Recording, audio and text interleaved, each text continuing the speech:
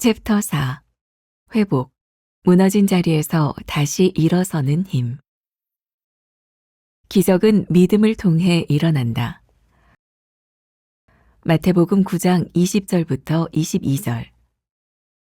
12해 동안이나 혈루증으로 앓는 여자가 예수의 뒤로 와서 그 겉옷가를 만지니 이는 제 마음에 그 겉옷만 만져도 구원을 받겠다 함이라. 예수께서 돌이켜 그를 보시며 이르시되 따라 안심하라. 내 믿음이 너를 구원하였다 하시니 여자가 그 즉시 구원을 받으니라. 절망 속에서도 희망을 선택하는 것이 믿음입니다. 12해 동안 혈루증으로 고통받던 여인은 질병뿐 아니라 공동체로부터 격리되는 이중의 고통을 겪었습니다. 그러나 그녀는 절망의 유혹에 굴복하지 않고 예수님께 나아가고자 하는 소망을 품었습니다. 믿음은 현실의 절망적인 상황에도 불구하고 하나님을 의지하며 희망의 끈을 놓지 않는 것입니다. 포기하지 않고 끝까지 주님의 능력을 신뢰하는 이 여인의 모습은 믿음이 가장 잔인한 유혹인 절망을 이기는 강력한 힘임을 보여줍니다. 믿음은 보고 들음으로써 자라납니다. 이 여인이 예수님의 겉옷만 만져도 구원을 받겠다라고 생각한 것은 예수님의 기적들을 보고 들으면서 그 마음에 믿음이 싹텄기 때문입니다. 믿음은 한순간에 완성되는 것이 아니라 주님을 묵상하고 말씀을 들으며 차곡차곡 쌓이는 것입니다.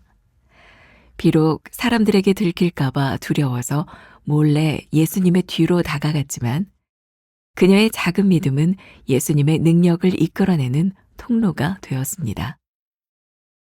믿음은 들음에서 나며 들음은 그리스도의 말씀으로 말미암았느니라 라는 말씀처럼 주님과 동행하는 삶을 통해 우리의 믿음은 자라게 됩니다. 하나님의 기적은 우리의 믿음 위에서 이루어집니다. 하나님의 기적은 절망에 갇힌 우리의 삶에 희망을 불어넣으려는 크신 사랑의 표현입니다. 우리의 삶에 기적이 일어나기 위해서는 불신과 원망의 말을 삼가고 하나님의 약속을 입술로 시인하며 권세 있는 말로 명령하는 믿음의 행동이 필요합니다. 나는 믿음이 절망을 이기는 강력한 힘임을 믿습니까? 절망적인 상황에도 불구하고 하나님의 소망을 붙들고 있습니까? 불신과 원망의 말 대신 믿음의 말을 선포하고 있습니까? 오늘은 78번째 기적은 믿음을 통해 일어난다 라는 말씀을 함께 나누어 보겠습니다. 신앙인들이라면 제일 좋아하는 게 기적이 아닐까요? 기적. 저는 기적을 두 가지로 봅니다. 우리들이 원하는 일이 일어나는 것도 기적이고 우리들의 삶에서 우리의 원함을 꺾고 하나님의 역사가 일어나는 것도 기적이다. 어떻게 우리에게서 그런 일이 일어날 수 있을까? 그런데 오늘은 어제와 마찬가지로 하나님 앞에 간절한 믿음으로 나아갔던 사람들의 병 고침의 기적에 대한 이야기입니다. 어제도 잠깐 그런 언급을 했죠. 우리들의 신앙에는 여러 단계가 있고 어떤 상황 가운데서 하나님이 우리와 지금 만나고 계시느냐에 따라서 달라지는 부분이겠죠. 어제는 2명의 소경이 정말 날 때부터 소경되어 고통스러웠던 그들의 삶 가운데서 다윗의 자손이여 나를 불쌍히 여기소서. 주님께 발견되기를 원했던 그들이 주님께 발견되고 주님께서 물으시고 그들을 고치셨던 이야기가 나와 있어요. 우리가 이전 6일 동안 주기도문 공부를 하면서 조금 고상하게 고차원적인 신앙의 모습을 우리들이 보았다면 어쩌면 어제와 오늘은 아주 러프한 아주 그냥 있는 모습 그대로의 날 것 같은 신앙의 모습을 보게 됩니다. 저는 우리들의 신앙에는 이 두 가지가 다 필요하다고 생각해요. 한쪽 사람을 보면서 야, 뭐 그 신앙생활을 그렇게 천박하게 해? 그게 뭐야? 이렇게 얘기하지 말라. 또 어떤 사람을 보면서 어쩌면 그렇게 신앙생활이 고상해요. 나도 그렇게 할 수 없을까요? 부러워하지 마라. 우리의 인생에는 하나님 앞에 절규해야 되는 순간도 있고 하나님 앞에서 하나님의 뜻을 구해야 되는 순간도 우리들에게 있다. 마태복음 9장은 혈루증을 앓고 있는 어떤 여인이 주님께 대한 소문을 듣고 나와서 고침을 받게 되는 내용이죠. 예전에 돌아가신 저희 아버지가 이런 제목으로 설교를 하신 적이 있어요. 접근이냐 접촉이냐. 우리가 아는 일이죠. 혈루병 앓는 여인은 당시 유대 사회에서 사람들과 함께 섞일 수 없는 사람이었어요. 왜냐하면 그 당시에는 하혈을 하는 사람들은 부정하다고 느꼈기 때문에 일반 공동체 속에 들어올 수 없는 여인이었죠. 근데 이 여인의 고통이 얼마나 컸으면 그런 터부시되는 사회 가운데서 주님을 만나야 되겠다는 생각을 했을까요? 아마 우리들에게는 이 여인의 절박함이 느껴져야 이 말씀이 이해가 될 것 같고, 그 절박함을 보시는 예수님의 마음을 보아야 이 말씀이 이해될 것 같아요. 이리저리 쓸리면서 수많은 군중 가운데서 이 여인이 내가 주님의 옷자락만 잡아도 나음을 얻을 수 있을 것 같은데 내가 어떻게 감히 예수님의 옷자락에 손을 댈 수 있을까? 그렇지만 이 여인이 예수님의 옷자락을 붙잡잖아요. 터치하잖아요. 예수님께서 말씀하세요. 누가 나를 만졌느냐? 제자들이 이렇게 얘기해요. 예수님, 이렇게 많은 사람들이 오고 가는데 누가 예수님을 만났는지 어떻게 합니까? 다 예수님 건드리고 가는데. 예수님은 뭐라고 말씀하세요? 누가 나를 만졌다. 나에게서 능력이 나갔다. 그때 이 만남은 접근이 아니라 접촉이었어요. 제가 어제도 계속해서 그런 얘기하죠. 좀 하나님의 눈에 띄는 이 두 명의 소경이 하나님 앞에 눈에 띄기를 사모했던 것처럼 이 여인 역시 예수님의 옷자락을 만난 것이 스치면서 만난 것이 아니라 예수님의 옷자락을 붙들었던 그 믿음을 예수님께서 알아채셨어요. 기적은 바로 이 믿음, 예수님의 옷자락을 붙들면 낫겠다고 생각하는 이 믿음에서부터 출발하고 있는 거죠. 첫 번째 문단, 절망 속에서도 희망을 선택하는 것이 믿음이다. 혹시 예전에 오스왈드 챔버스의 글 중에 이런 거 기억하시나요? 오스왈드 챔버스는 염려를 거절하기로 결심했다. 그는 염려를 선택으로 보았어요. 우리들이 염려하는 걸 가만히 보면 염려를 붙들고 살아요. 그 염려를 선택하지 말아야 되겠다. 우리들이 절망의 상황에 있을 때도 이 절망 가운데서 무엇을 선택하느냐는 믿음에 달려 있어요. 우리들에게 믿음이 있을 때 희망을 선택하죠.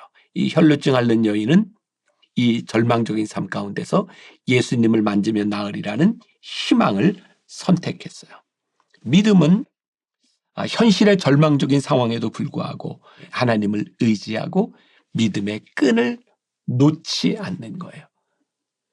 그래서 저는 교인들 중에 막 너무나 힘든 시간을 지나가고 있는 사람들에게 그런 기도를 할 때가 종종 있어요. 하나님, 너무 힘든 시간을 지나가고 있는데 이 믿음의 끈을 놓지 않도록 붙잡아 주세요. 오늘 이 말씀을 듣는 여러분들에게 이 끈을 놓으려고 하는 사람이 있다면 하나님, 이 끈을 놓지 않도록 나를 붙잡아 주세요. 라고 기도하면 좋겠다. 두 번째, 믿음은 보고 들음으로써 자라납니다. 우리가 유추할 수 있겠죠? 이 혈루병 앓던 여인이 예수님을 찾아온 그 군중 속에 섞였던 이유가 무엇일까요? 예수님에 대한 소문. 어쩌면 이 여인은 자신의 눈으로 예수님이 행하는 기적을 보았는지도 몰라요. 그러고 보니까 믿음은 듣고 보는 데서부터 믿음이 자라나는 거예요. 그래서 오늘 또 여러분들에게 하나 도전을 주고 싶다면 여러분들의 믿음이 자라기 위해서는 보고 들을 수 있는 자리에 가라. 내가 말씀을 듣지 않고 만나교회 예를 든다면 목요 찬양 예배에도 가지 않고 주일 예배에도 가지 않고 아침 묵상도 듣지 않으면서 내 믿음이 자라리라고 생각하지 마라. 이 말씀 가운데서 우리들에게 주시는 놀라운 이야기, 확신, 보고 들은 것을 붙잡을 때 이것을 통하여 우리의 믿음들이 자라나게 돼요. 우리가 가끔 우스갯소리로 모태신앙은 이것도 못해 저것도 못해 모태신앙이라 그러잖아요. 근데 저는 이렇게 신앙생활을 하다 보면 모태신앙은 모태신앙이더라고요. 때가 되면 그들이 가지고 있었던 믿음의 추억들, 믿음의 생각들이 그들을 붙잡아주는 것을 보게 돼요. 우리 교회 어떤 남자분 중에 그 아버지가 저한테 와서 이런 부탁을 한 적이 있어요. 목사님, 우리 아들 신앙을 잘 부탁합니다.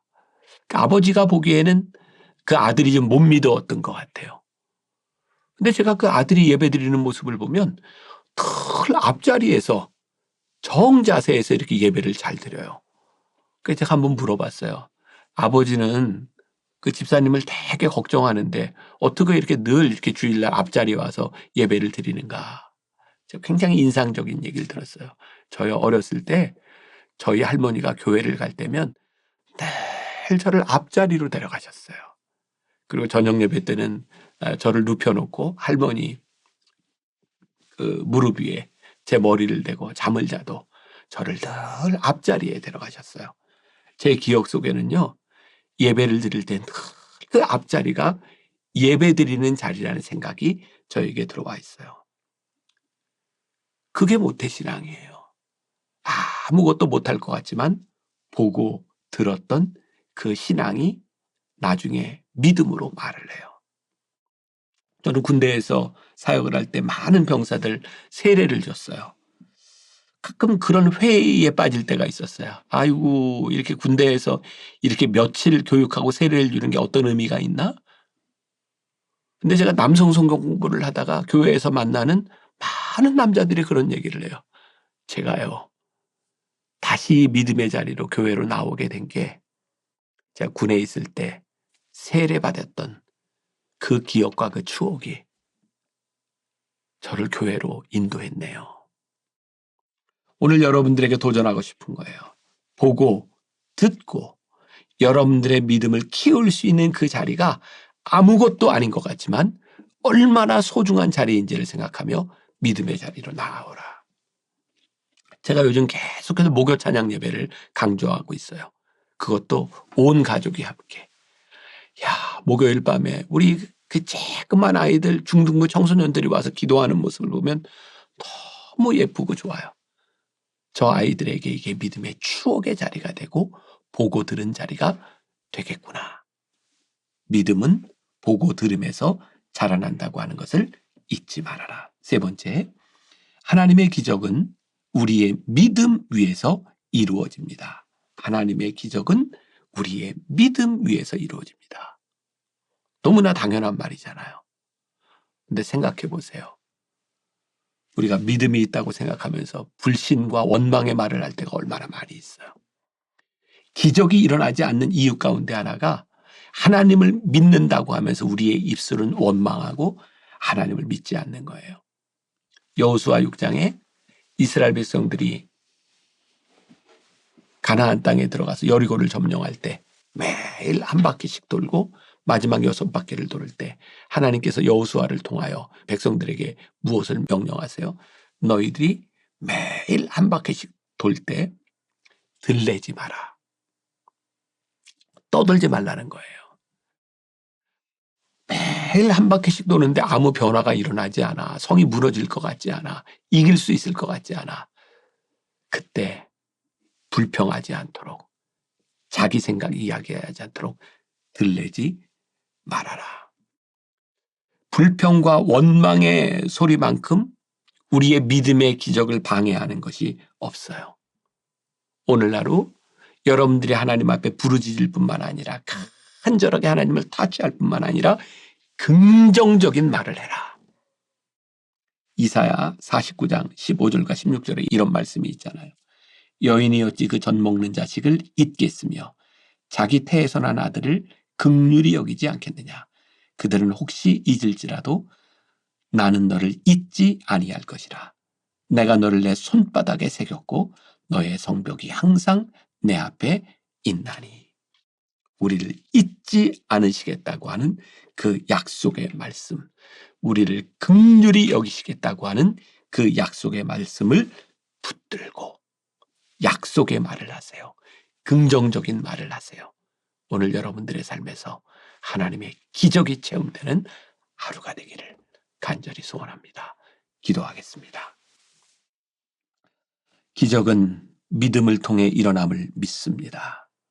오늘 우리의 믿음이 어떠한지, 우리의 믿음이 가짜는 아닌지, 우리가 믿음이 있다고 하며 불평하는 사람들은 아닌지 우리의 모습을 돌아보게 하여 주옵시고 믿음 위에 세워지는 하루 되게 하여 주옵소서. 예수님의 이름으로 기도했습니다. 아멘.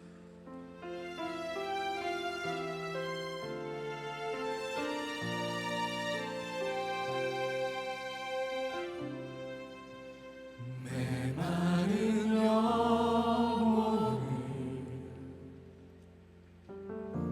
찾으시는 음성 따스한 숨결로 씻어